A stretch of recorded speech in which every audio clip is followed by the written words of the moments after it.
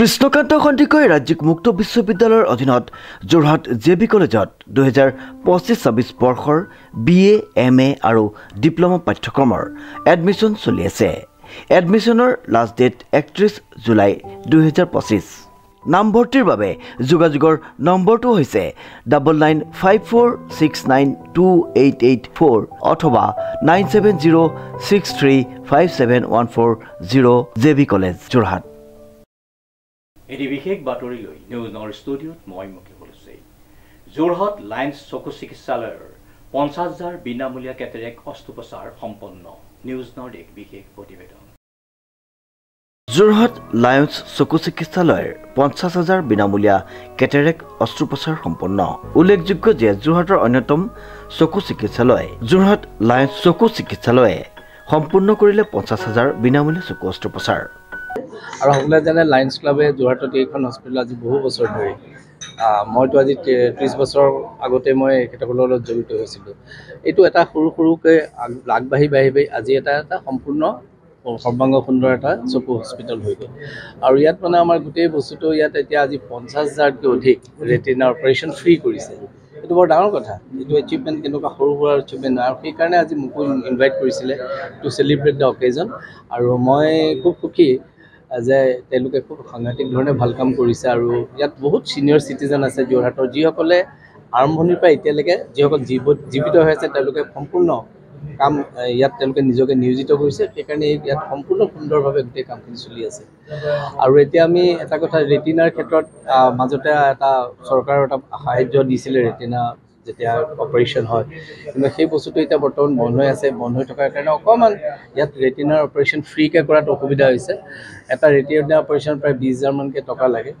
আমাৰ এটা medical aid দিয়াৰ এটা সুবিধা আছে। মই তেখেতসকলক আজি কৈছোঁ যে পাৰ মান্থত এজনৰ অন্তত ৰেটিনা ফ্ৰীকৈ কৰাৰ ক্ষেত্ৰত আমাৰ ফাণ্ড থাকে বেমাৰৰ ক্ষেত্ৰত, আমি তেনেকুৱা এটাকে 12টা অন্তত মই দিব পাৰিম এবছৰত। বন্ধ কৰি দিব নালাগে, অন্তত এজন হ'লেও, কাৰণ সাধাৰণতে 2-3জনহে মানুহ আহে এটা বা দুটা মাহৰ ভিতৰত ৰেটিনাৰ অপাৰেশ্যন। গতিকে আমি এজন দিব পাৰিলেও এজন দুখীয়া মানুহক আমি সহায় কৰা হ'ব। আৰু সেইটো ক্ষেত্ৰত মই তেওঁলোকক কৈছোঁ আমি এইটো কণ্টিনিউ কৰক। আমি যিটো আমাৰ হেল্থৰ কাৰণে আমি যিটো পইচা দিওঁ তাৰ পৰা এটা ফাণ্ড মই ইয়াত দি যাম। আৰু সাধাৰণতে যোৰহাটৰ বাসিন্দাই হ'ব তেওঁলোক, গতিকে মোৰ একো দিয়াত অসুবিধা তেনেকুৱা নহয়। গতিকে এইখিনি কথা কৈছোঁ যে আমি ৰেটিনা অপাৰেশ্যনটো ইয়াত দুখীয়া মানুহক ফ্ৰীকৈ কৰি দিব পাৰিলে খুব ভাল হ'ব। আৰু চৰকাৰে এইটো এটা ইনিচিয়েটিভ লৈছিল, কিন্তু কিবা এটা কাৰণে কিবা এটা কজত এইটো এটা বন্ধ হৈ আছে। মই মাননীয় মুখ্যমন্ত্ৰীৰ লগতো কথা পাতিম যে যোৰহাট লায়ন্স আই হস্পিটেলে ফ্ৰী ৰেটিনা কেয়াৰ যিটো আছে টকা পইচা পাব পাৰে, সেই টকাখিনি যাতে ৰিলিজ কৰে তাৰ কাৰণে মই তেওঁলোকক কৈছোঁ। 1997 চনৰ পৰা 2025 চনলৈ সৰ্বমুঠ 83,387টা চকু কেটেৰেক্ট অস্ত্ৰোপচাৰ সম্পন্ন কৰে যদিও তাৰ ভিতৰত 50,000 অস্ত্ৰোপচাৰ বিনামূলীয়াকৈ সম্পন্ন কৰা হয়। বিভিন্ন সময়ত যোৰহাটৰ বিভিন্ন সামাজিক অনুষ্ঠানৰ লগত জড়িত থকা তথা আত্মজনৰ কাষত থিয় দিয়া লায়ন্স ক্লাবৰ 50,000 দৰিদ্ৰ মানুহলৈ আগবঢ়োৱা এই প্ৰশংসনীয় পদক্ষেপক সকলোৱে একেমুখে শলাগ লয়। আজি আমাৰ যোৰহাট লায়ন্স আই হস্পিটেল, যিটো আমাৰ যোৰহাট লায়ন্স ক্লাব অফ যোৰহাটৰ এটা প্ৰজেক্ট হয়, আজি আমাৰ টোটেল 50,000 বিনামূলীয়া কেটেৰেক্ট অপাৰেশ্যন আজি আমি সম্পন্ন কৰিলোঁ। আমি এতিয়ালৈকে আমাৰ হস্পিটেলটো আৰম্ভ হোৱাৰ পৰা অলমষ্ট 84,000 অপাৰেশ্যন হ'ল, তাৰে 50,000 বিনামূলীয়া। আৰু এই যিটো বিনামূলীয়া অপাৰেশ্যন হয়, এইটো আমাৰ হস্পিটেলৰ আমাৰ নিজৰ পইচা, ৰাইজৰ বহুত ৰাইজে দান দিয়ে, বহুত মানে পইচা দিয়ে, আৰু বহুত বেলেগ ধৰণে আমাৰ ফাণ্ড ৰেইজিং কিছুমান হয়, সেইবোৰ যোগেদি আমি 50,000 আজি আমি সম্পন্ন কৰিলোঁ। আৰু সেইবাবে আজি আমি সেইটো চেলিব্ৰেট কৰিবলৈ আজি সৰু এটা অনুষ্ঠান কৰিলোঁ। আৰু যোৰহাটৰ মাননীয় আমাৰ MLA শ্ৰী হিতেন গোস্বামীদেৱ তেখেত আজি মুখ্য অতিথি হিচাপে আহিলে আৰু সুন্দৰকৈ আমাৰ মিটিংটো হৈ গ'ল।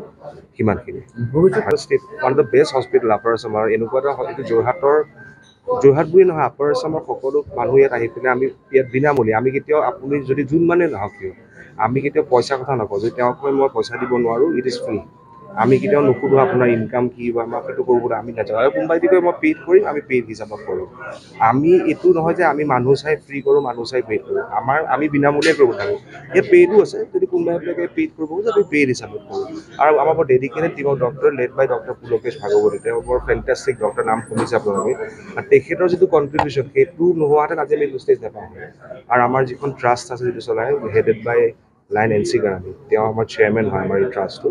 তেওঁৰ মেনেজমেণ্টৰ আণ্ডাৰত আৰু ডক্টৰ পুলকেশ ভাগৱতী আৰু আমাৰ টিম অফ ডক্টৰ্ছ আৰু আমাৰ গোটেই ষ্টাফটো যিটো হস্পিটেলৰ তেওঁলোকৰ কাৰণে আজি আমি এইটো পাবলৈ সক্ষম হৈছোঁ বুলি আমি ভাবোঁ। উল্লেখযোগ্য যে লায়ন্স চকু চিকিৎসালয়ৰ মুখ্য চিকিৎসা বিষয়া তথা চিকিৎসালয়খনৰ সমূহ বিষয়ববীয়াৰ লগতে প্ৰতিগৰাকী কৰ্মীৰ অশেষ অৰিহণা তথা প্ৰচেষ্টাতহে এই সফলতাৰ পৰ্যায়ত উপনীত হয়।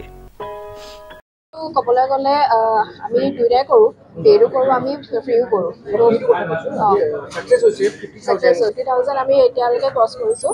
তো আমি কি কৰোঁ, য'ত আমি ৰিম'ট এৰিয়াছখিনি থাকে সেইখিনিৰ পৰা আমি পেচেণ্ট আনি পেলাই আমি ইয়াতে ট্ৰিটমেণ্টখিনি কৰোঁ। তো ইয়াতে সকলো বিনামূলীয়া থাকে, তাকে আপোনাৰ ফ্ৰীকৈ আপোনাৰ চাৰ্জাৰীটো কৰা হয়, তেহেঁতে থকা খোৱা সকলো সা সুবিধা আমি ফেচিলিটি আমি ফ্ৰীকৈ দিয়া হয়। আৰু তাতে আমি যোনখিনি পেচেণ্ট আনো আমি সেইখিনিক আমি ফ্ৰীকৈ তেহেঁতক ঘৰলৈকো আমি মানে বাছৰ ফেচিলিটিটো আছে, অহা যোৱা সকলো ফ্ৰীকৈ আমি দিয়া হয়। আগতে আমি ৰেচন কাৰ্ডৰ হেৰি আছিলে, এতিয়া খালি আমি আধাৰ কাৰ্ডখন হ'লেও আমি সেইটো দিয়া হয়। আমি এইটোৱে ক'বলৈ জনাইছোঁ যে তেওঁলোক আহক আমাৰ হস্পিটেললৈ আৰু বিনামূলীয়া যদি চাই যাওক যদি কেনেকুৱাকৈ আমি গোটেইখিনি আমি সা সুবিধা আমি দিব পাৰোঁ, তেনেকুৱাই কথা। আৰু এইটোৱে ক'ব খুজিছোঁ যে কি গাঁও অঞ্চলৰ সকলো য'ত তেনেকুৱাকৈ যোনে কিছুমানে নাজানেও আমাৰ যে এনেকুৱাকৈ আমি এনেকুৱাকৈ এনেকুৱা ফেচিলিটি এটা দিব পাৰোঁ, তো সেইখিনি অকণমান জনাটো উচিত। আৰু যে কেটাৰেক্ট কি হয় বস্তুটো সেইটো এটা জনা উচিত মানুহে, কাৰণ বহুত মানুহে গম নাপায়, ভাবে যে কি মানে এইটো আমি মানে লাইফ টাইমৰ বাবে তেনেকৈ থাকিব পাৰিম। তো সেইটো যদি জনা যায় যে কি হয় বস্তুটো, এৱাৰনেছটো যদি আহে, তো সেইটো কথা আমি মানুহেখিনিয়ে গম পাব যে কি নাই আমি চাৰ্জাৰী কৰিও এইটো যে কামটো কৰিব পাৰোঁ। সেইটোৱে কথা। একো নানিলে হ'ব, তেওঁলোকক জাষ্ট দেখাই গ'লেই হ'ব, কিন্তু চাৰ্জাৰী টাইমত তেওঁক আধাৰ কাৰ্ড বা ৰেচন কাৰ্ড কিবা এখন আহি পেলাই ডকুমেণ্ট সেই তেনেকৈ দিলেই হ'ল, সম্পূৰ্ণ লায়ন্স চকু চিকিৎসালয়ত অনুষ্ঠিত এক গাম্ভীৰ্যপূৰ্ণ অনুষ্ঠানত বিশিষ্ট ব্যক্তিৰ উপস্থিতিত কেক কাটি এই আনন্দৰ মুহূৰ্ত উদযাপন কৰা হয়। অনুষ্ঠানটিত ক্লাবৰ সম্পাদিকা কৃতিকা জৈন, লায়ন্স চকু চিকিৎসালয়ৰ চেয়াৰমেন NC কৰ্ণানী, যোৰহাট সমষ্টিৰ বিধায়ক হিতেন্দ্ৰনাথ গোস্বামী, ক্লাবৰ সভাপতি জিষ্ণু বৰুৱা, ক্লাবৰ কোষাধ্যক্ষ অজয় কুমাৰ লোহিয়াৰ লগতে লায়ন্স ক্লাবৰ লগত ওতঃপ্ৰোতভাৱে জড়িত বহুকেইগৰাকী বিশিষ্ট ব্যক্তি উপস্থিত থাকে। লায়ন্স আই হস্পিটেলে যিখিনি হেৰি ONGC ফালৰ পৰা আমাক আগবঢ়াইছে চকু অস্ত্ৰোপচাৰৰ হেৰি ক্ষেত্ৰত, সেইটো আমি নথৈ আনন্দিত হৈছোঁ আৰু বহু লোক আনন্দিত হৈছে। ভৱিষ্যতেও যাতে বহু লোক এনেদৰে উপকৃত হয়। আপোনালোকক বিনামূলীয়াকৈ আগবঢ়াইছে চিকিৎসা? বিনামূলীয়া হয়, বিনামূলীয়াকৈ আগবঢ়াইছে। থকা খোৱা সকলো সুবিধা দিছে, গাড়ী অনা নিয়া সকলো সুবিধা দিছে, চশমা পৰ্যন্ত দিছে, মানে সম্পূৰ্ণ বিনামূলীয়া। সম্পূৰ্ণ বিনামূলীয়া। আপোনালোক বহুত উপকৃত হৈছে।